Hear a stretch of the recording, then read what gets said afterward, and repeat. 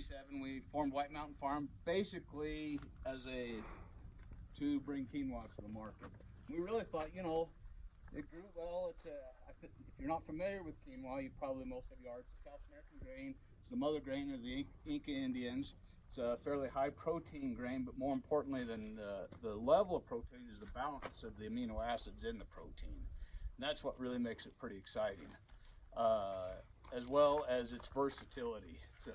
As far as it's just a real easy cooking, easy digestible grain, very good for you, but it just takes on flavor so well.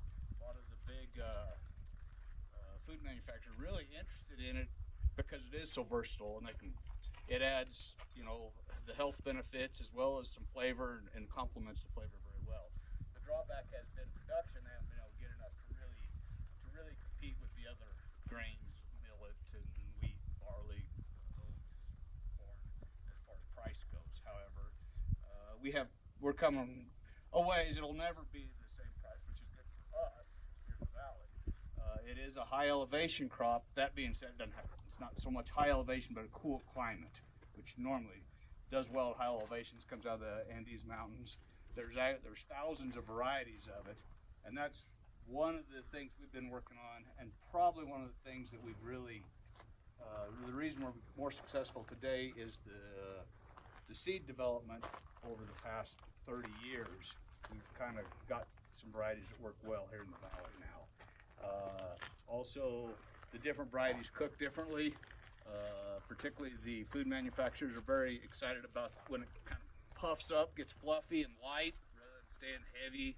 It just makes a nicer presentation. And that's kind of what we've been developing here, and we're still working on those varieties.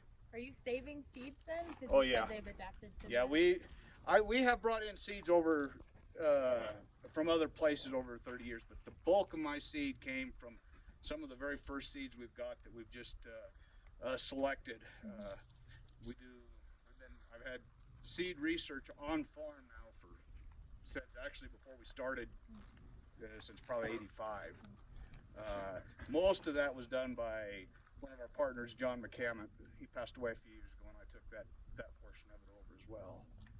But I have about 100 different selections that I work with. We're recently starting to work with Brigham Young University, Dr. Rick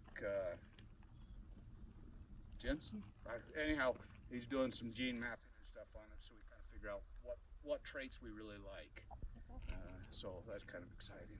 But yeah, we've developed it here, and it grows well here in the valley, not problem-free. It took me a long time and we still haven't got it figured out. We have about 3,000 acres around the valley this year. Of that 3,000 acres, we've probably lost about 200 acres to different problems. Bugs, weeds is probably one of the bigger ones. There's no herbicides. Now everything I grow is organic. The bulk of what's being grown in the valley, though, is not. It's conventional, where we use nitrogen fertilizers and so forth. But there's no herbicides that will work with it. Very few pesticides are labeled for it, so we don't have too many tools there, although we're working with our own biosystems for some organic alternatives that are nice. Everything we've done here on the farm, potatoes and alfalfa, all the vegetables, we're certified organic.